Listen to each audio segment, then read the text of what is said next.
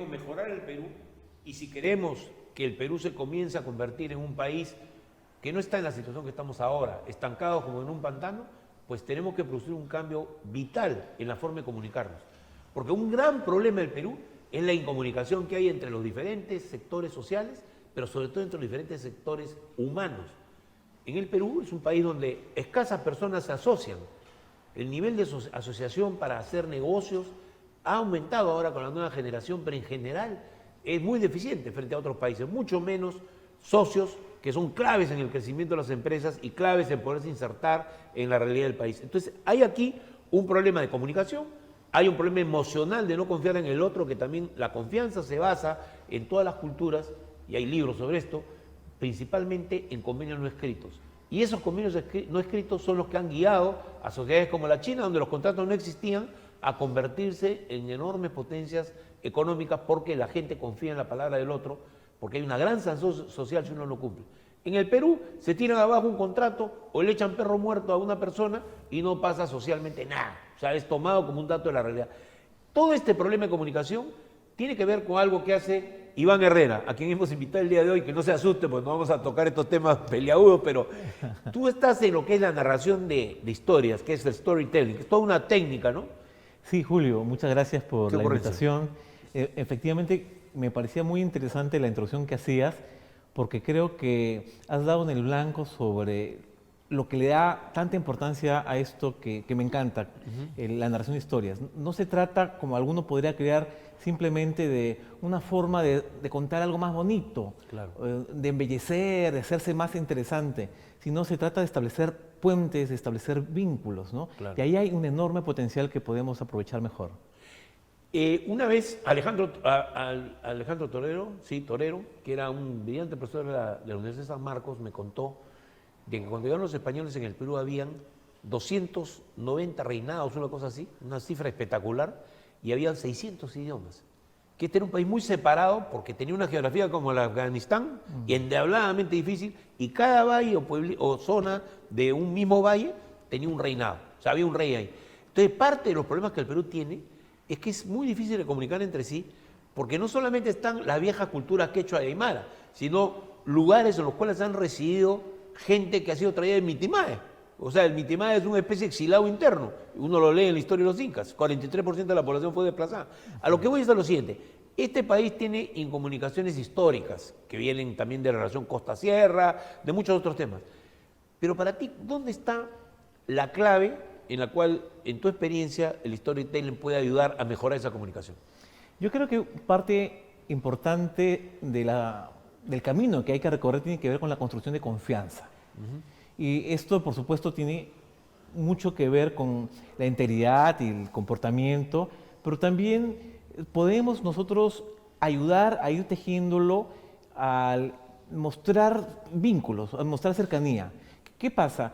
Con frecuencia, si uno se fija en el debate en las redes, claro, encuentra que todo está muy polarizado, sí, los ánimos están muy calientes. Pareciera que no somos capaces de encontrar en el otro una común humanidad, digamos, reconocer, claro, vernos en el otro reflejados.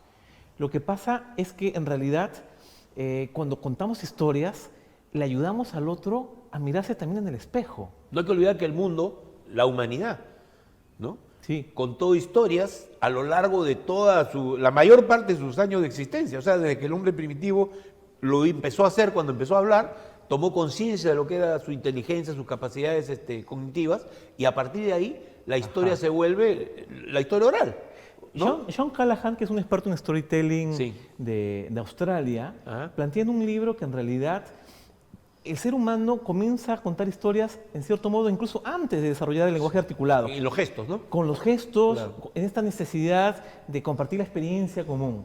Pero, como bien dices, a lo largo de la historia está presente la narración. Hablando de la historia, este experto israelí, Harari, sí, exactamente, autor de Sapiens, claro, Homo Deus, así es, tiene una idea que me parece muy relevante aquí. Él explica que lo que ha permitido que el ser humano pueda cooperar en gran escala son los relatos, son las historias que nos contamos. Por ejemplo, en la historia, cómo cazamos al mamut motivó a todos los cazadores a ir en grupo y no ir uno por uno, ¿no? Claro, Por decirte cosas sí, desde que la parecen experiencia. muy absurdas, pero creo que eso es así, ¿no? Así es, y así en gran escala. Nuestras visiones políticas, sociales, religiosas, se montan sobre relatos. Cómo interpretamos la realidad tiene que ver con las historias que nos contamos y en las que decidimos creer.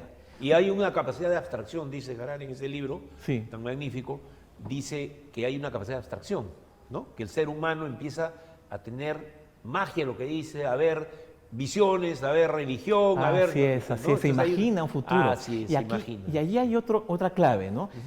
Porque las historias, en primer lugar, van a permitirnos cooperar, ¿cierto? Lógico, Pero vamos a cooperar alrededor de un ideal, Claro. alrededor de una imagen de lo posible, de una visión de futuro. No es la manada animal o el rebaño, digamos, porque hay también rebaños humanos, ¿no? O sea, Sí, no es la sí. tribu urbana, sino es un grupo de personas que encuentran una comunidad en el hablar, en el comunicarse, en una tarea común, ¿no? Exactamente. Y entonces cuando compartimos una historia podemos reconocernos parte de una comunidad y de pronto también en el caso peruano reconocer que podemos ser más parecidos al otro, al que estamos mirando con desconfianza de lo que quisiéramos admitir. Pero la verdad es que hay bases comunes, preocupaciones comunes, referentes, intereses comunes y podemos compartir historias que nos ayuden a acercarnos. Claro, Por eso se usa storytelling también, por ejemplo, en resolución de conflictos. claro.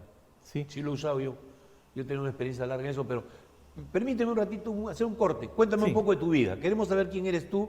Me refiero a dónde estudiaste, dónde naciste, quiénes son, digamos, cuáles son las razones por las cuales tomas esta vocación. Porque hablando en criollo es el contador de cuentos, ¿no? Así en es, realidad no hay que así decir que no, ¿no? Si Tal bien cual. eso es un concepto medio deformado, pero en realidad es sacar de la narración un potencial enorme. ¿Cómo es que se genera esto? ¿Hay algún familiar tuyo que era artista en esto? Porque ocurre que a veces hay una influencia familiar. ¿Cómo fue tu carrera? ¿Cómo es que se crea esta carrera? Yo comencé mi carrera como periodista Ya, aquí y interesante. trabajé en medios una buena cantidad de años Ya. y me sentía muy identificado con la profesión. Yo suelo contar que prácticamente tenía en la piel tatuada la palabra Bueno, periodista. yo soy también periodista, somos Así cuenteros es. por oficio, ¿no? Claro que sí. Y de hecho me apasionaba el trabajo, ¿no? El estar en la calle. ¿Qué te gustaba, escribir la crónica o era estar en la calle para saber la última? Las dos cosas me Las dos encantaban, cosas, las dos claro. cosas. Sentir que te enteras primero Claro. y que te enteras también de las historias de otros. Mucha de la- adrenalina tiene eso. Sí, muchísima. Pero bueno, en algún momento en mi vida me di cuenta que el trabajo diario pues estaba también aplazando ciertas cosas que me interesaban también explorar a nivel profesional, pero también familiar. En fin, otras cosas que no podía hacer. Entraba en la tarde, me iba a pasar a la medianoche. Claro, lógico. Entonces era complicado. Entonces empecé a entender que tocaba hacer un cambio. Finalmente renuncié al periódico donde estaba y en ese camino se inicia para mí un momento de búsqueda de... ¿Qué periódico era, si se puede saber? En el comercio En el trabajaba. comercio, ya. Sí. Ujú. Entonces me pongo a buscar opciones, pero se pone para mí la cosa un poco más difícil emocionalmente porque surge como una suerte de crisis de identidad. ¿Quién rayos soy? Claro. Un ex periodista. Claro. Y la verdad es que me angustiaba. Suena un poco ridículo No, tal no, no, vez, no, no. pero me quedaba despierto en la noche dando vueltas pensando, ¿quién soy? Claro. Me había puesto a dar clases en la universidad. Eso era un profesor ahora. Te cuento que empecé a escribir cuentos para niños. Hoy tengo varios libros publicados. mira, qué interesante. Entonces eso soy, un autor de literatura infantil. Claro. Pero la pregunta seguía como jorobando, ¿no? Adentro. Claro. Y me acuerdo que una mañana estoy viendo un documental y el director y presentador del documental cuenta cómo llegó a la historia que estaba compartiendo, ¿no? Entonces habla un poco de su trayectoria en la que había pasado por varios campos de la comunicación. Publicista, guionista, actor, y remata eso diciendo, porque yo soy un narrador de historias. Y cuando él dice eso, yo casi salto de la silla, porque sentí que esa era Era la lo que tú respuesta que querías. estaba buscando, lo que me definía cuando enseño, cuando ayudaba a mis clientes a resolver problemas de comunicación, lo que sea como periodista. Y entonces decidí meterme a buscar cómo podía vivir más cerca de las historias y, si era posible, de las historias también. Claro. Y caí en el concepto del business storytelling. Claro. Cuando aún se hablaba muy poco del tema en Que el es Perú. storytelling para los negocios, ¿eh? Historia Exactamente. contada para los negocios. Exactamente, historias contadas para los negocios y para el ámbito del trabajo, ¿no? Claro. Para el ámbito profesional. Entonces me puse a estudiar, metí a talleres, cursos, entrevistaba a expertos por internet y de pronto ya tenía una consultora que trabajaba esto, daba talleres, cursos. Hoy enseño en la escuela de posgrado bastantes cursos sobre storytelling en la UPC, donde yo también estudié periodismo. Claro. Es la preliteratura, ¿no?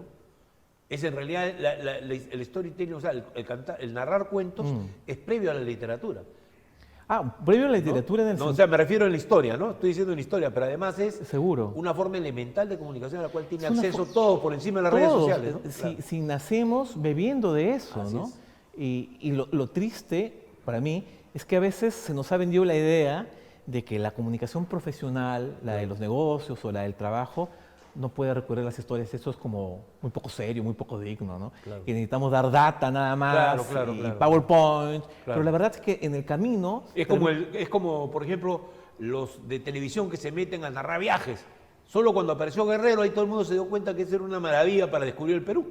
¿Sí o no? claro. O sea, ¿no? Contar esas historias que te permiten entender tu país de una manera radicalmente diferente a como hasta ese momento lo has visto, que era Bolognesi, Grau, los héroes, y no era ese país físicamente tan bello y con tanta cultura a su interior, cultura viva que existía, ¿no? Claro, ¿No? y lo interesante es que cualquiera sea casi el tema que se aborde, si lo abordas utilizando este recurso tan humano de la narración de historias, entonces se vuelve relevante, la gente se engancha. Claro. Si estás haciendo una conferencia o estás, vamos, recordando el momento en que uno escucha una conferencia, una charla, de pronto se desconecta, ¿no? Se pone uno a pensar en otra cosa, Claro. agarra el celular, hasta que el que está hablando cuenta una anécdota, entonces la actitud cambia, uno se vuelve a conectar. Hay técnicas, por ejemplo, que se usan de cuentos, ¿no?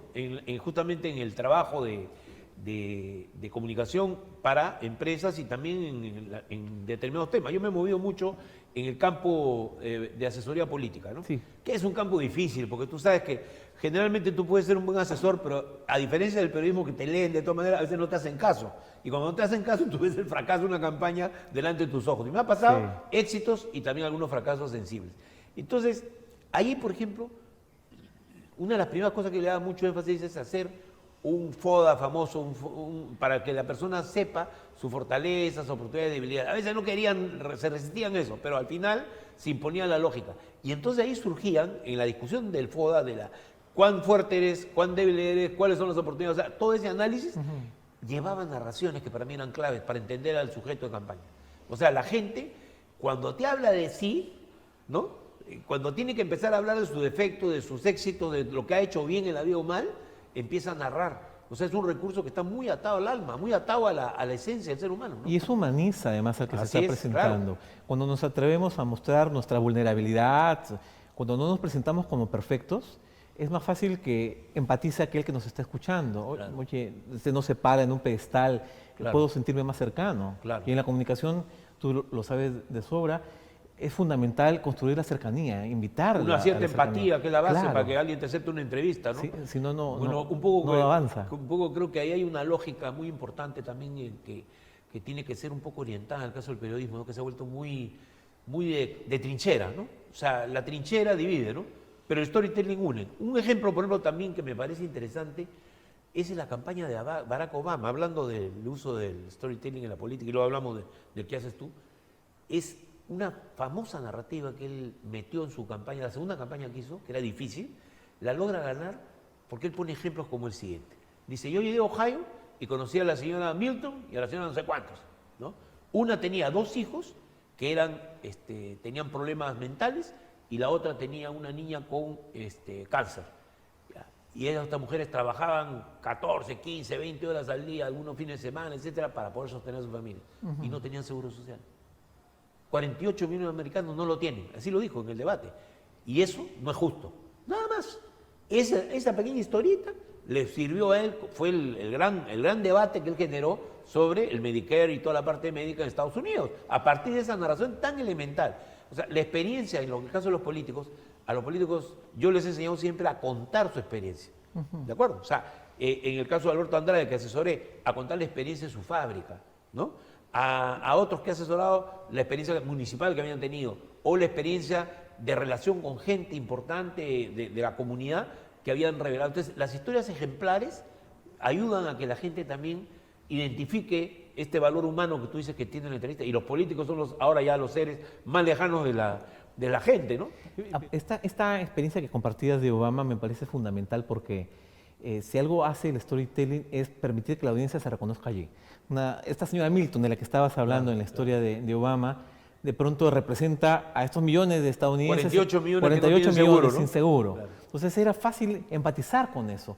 No podemos empatizar fácilmente con una idea abstracta. O sea, ahí la idea era, la historia narraba de que eran mujeres que tenían que trabajar 20 horas diarias para poder sostener a una familia en crisis que estaban enfermos, ¿no? Así es, pero volverlo concreto es clave aquí. Así es. Una persona con un nombre, con ciertas Muy condiciones. diferente que tú hables del seguro social en abstracto, como se hace en el Perú. Así es. Y nadie dice esto es lo que hay que hacer. No sé si me Claro, explicar. O sea, claro. el storytelling tiene la ventaja que te puede llevar a la acción porque tú le insinúas lo que hay que hacer a través de tu mensaje. Y porque ¿no? involucra emociones. Así es, claro. Mira, te cuento sobre una investigación. Paul Sack, neuroeconomista se denomina él, Sí. es decir, es alguien que estudia cuestiones económicas a través de la neurociencia. Claro. Se metía en especial a ver qué papel jugaban ciertas hormonas en la toma de decisiones. Él hizo un experimento en el que le mostraba a algunos voluntarios un video, en el que se veía una historia basada en algo real, un papá que está mirando a su hijo jugar, un niño pequeño que está enfermo de cáncer. El papá sabe que el niño se está muriendo y decide vencer un poco su malestar para acercarse a su hijo a jugar. Les mostraba este video, les tomaba una medición a los voluntarios sobre los niveles de cortisol y de oxitocina antes y después de ver el video. ¿Bien? Entonces, ¿qué ocurría? Después de ver el video donde se veía esta historia con este dilema, estos niveles se disparaban. ¿Y qué ocurría después? Les preguntaba a los voluntarios, ¿estarían dispuestos a donar tal cantidad de dinero a la causa de los enfermos con cáncer? Ocurría que sí. Y mientras más altos estos niveles, Claro. mayor la disposición. Pero cuando a otro grupo de control les puso un video diferente, en el que están los mismos personajes, pero sin hacer nada, solo paseando, no pasaba nada. Claro. Era la historia con su componente de conflicto Claro, y con claro. su identificación emocional la que disparaba las ganas de hacer algo. Yo quiero participar en resolver el problema. Tú no has hecho esa campaña de UNICEF, ¿no? No sé si la has visto. Que hay un No, no, fulano ¿cuál es? que es uno sobre donaciones, ¿ah? Que lo pide con tal lenguaje tan lastimero, cuentan historia de una familia, de un niño, ¿no? Que al final el que pide la plata no es el personaje, sino es el locutor, ¿ya? Que usa técnicas de telenovela. Este es un locutor conocido que está en telenovela. Entonces, acudamos a apoyar a los niños, pero con un fervor tal que simplemente dice que todo el mundo se pone la mano al bolsillo. Es un éxito, es un éxito, ¿no? Volviendo a lo que tú haces, tú estás en el terreno del business, o sea, el negocio, Sí. que tiene muchos prejuicios por parte de la población en el Perú por varias razones, ¿no? Primero porque es un país donde hay una mayoría informal, lo cual vuelve desconfianza a todo respecto al mercado, a pesar que lo usan todos los días, por lo menos el sistema capitalista, por ponerlo de una manera, y el mercado tienen aproximaciones distintas para la gente. A los que les beneficia, por ejemplo, una señora que tiene un puesto en un mercado, definitivamente ella no va a estar en contra, pero a los que no han logrado ser incluidos en la economía, que tienen que vender en la calle, sí los pone en contra, los hace anidar prejuicios. Entonces, el storytelling tiene un rol que no se va solamente sobre el tema de la relación de las empresas con la sociedad, sino yo supongo también sobre esa parte subjetiva, ¿no? Cómo vencer prejuicios. ¿Sirve para eso el storytelling? Bueno, sí, lo que pasa es que frente a una historia negativa, la manera de responder es compartir una historia positiva. Claro. Es decir, no basta simplemente con negar una afirmación, necesitamos compartir una historia que nos dé una explicación mejor, ¿no? Claro. Efectivamente hay prejuicios, ciertamente, pero tenemos también millones de personas, como tú has dicho, que aún desde el terreno de la informalidad están buscando hacer negocio, están buscando trabajar. Buscan la legalidad. Se están buscando ¿no? acercar a eso, Claro, ¿no? claro. Por supuesto, tenemos un país donde existe, como Francisco Durán explica, también pues una cultura de lo informal muy grande y lo Claro. de delictivo también. Pero podemos pensar en que hay... Pero no está comunicada, ¿no? Me da la impresión que yo hablo con un amigo empresario mío que estuvo conmigo en el colegio, ¿no? Y él no tiene ningún lazo de comunicación con esta otra parte de la sociedad. O sea, un gran problema es que faltan esos lazos. Y supongo que lo que tú haces es también ayudar a que haya lazo de confianza, ¿no? Porque la de confianza, el prejuicio es un famoso filósofo italiano decía, es una verdad injusta sobre algo o alguien que no está debidamente comprobada, ¿no? Ahora, ¿No? sí, ¿verdad? Efectivamente es eso. Pero muchas veces, siendo franco, los prejuicios se alimentan por las historias que se comparten. Exacto, La exacto, gente claro. cuenta historias negativas porque ha tenido experiencias. Radio Bemba, lo que hemos trabajado en radio Exactamente. sabemos del valor que tiene Radio Bemba, ¿no? Que es Pero claro. hay que validar las emociones Sí, del claro, otro. claro, claro. De pronto el consumidor que se siente engañado cuenta las historias porque ha tenido una mala experiencia. Joan Costa, este importante comunicólogo español, ¿no? claro. El Sí, promotor sí. del concepto del DIRCOM, de la Dirección de Claro. Comunicaciones para las Empresas, Él dice que acción es comunicación y comunicación es acción. Y tengo la impresión de que podemos a veces dar la idea de que con un mensaje bien armado y bonito se arregla todo, pero no es verdad. La comunicación tiene que ir de la mano con las acciones, y lo que creo que esto nos lleva es a la conclusión de que debemos comportarnos de tal manera que los demás compartan buenas historias sobre nosotros, Claro. que compartan historias positivas sobre nosotros, ¿no? Claro, claro. Eso creo que es algo importante para las empresas también, ¿no? Entonces, digamos, la comunicación de la que estamos hablando, por supuesto, no elimina la responsabilidad, ¿no? Claro. De actuar de una forma responsable, de una manera que provoque, que invite a los demás a compartir más bien historias buenas. Mucho se define a la hora de una venta, se define la venta por la historia que tú estás contando y la imagen que está dando en la empresa, ¿no? Pues un vendedor es un narrador de cuentos también. También, Porque tú vas a resaltar, entonces lo que quiere decir es que esto está en todas las partes, en toda la actividad humana, la narración es muy importante. Solo que acá lo estamos haciendo de manera especializada, ¿no? Dirigida a los servicios internos de la empresa, a motivar al personal y a lograr que la empresa además sirva mejor a la comunidad, ¿no? Y esto es importante para la venta también porque las historias le van a dar significado a los productos, a los servicios, van a asociarlos con de pronto atributos, Claro. ciertos valores, no sé, Claro. que los clientes pueden considerar importantes, ¿no? Hay un par de escritores, un periodista y un escritor que hicieron un experimento social y tiene un Ya. proyecto que se llama Significant Object, objetos significativos. Claro. Los dos compraron chucherías, estos Claro. objetos que valían como $1, Claro. se compraron 200 de esos. Son ceras, eran Claro. objetos feos, Claro. pero los pusieron en eBay. Ya. Esta plataforma de venta tipo... Claro, en Estados Unidos, claro. Claro, tipo subasta, ¿no? Claro. Y en lugar de describir el objeto, qué sé yo, un cenicero, un piezapapel, le metían un cuentito, escribían en lugar de la descripción El un cuento. relato, un cuento, ¿bien?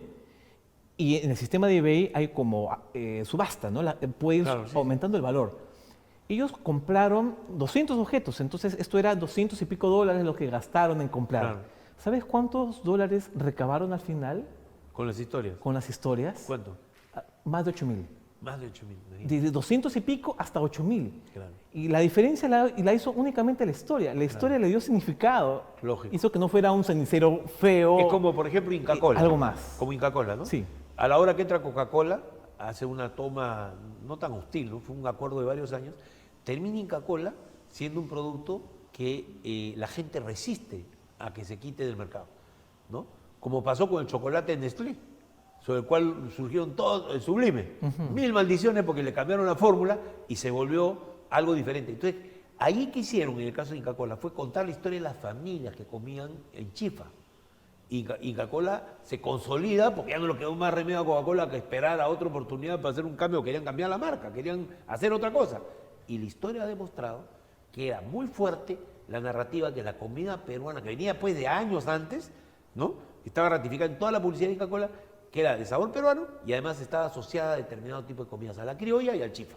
No hubo manera de removerlo porque vino el boom culinario y tuvieron que rendirse los marqueteros de Coca-Cola y decidir que seguían adelante con el producto, ¿no? Un boom en el que está muy presente también el storytelling, dicho sea de paso. Claro, claro, sí, por supuesto. Claro.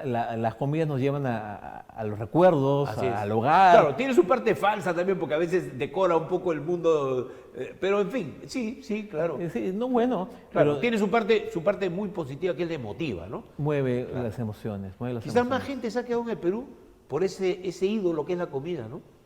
Porque nosotros los peruanos cuando hablamos de comida, que es toda una narrativa también, porque cada plato tiene su historia. No sé si Así te ha es. pasado.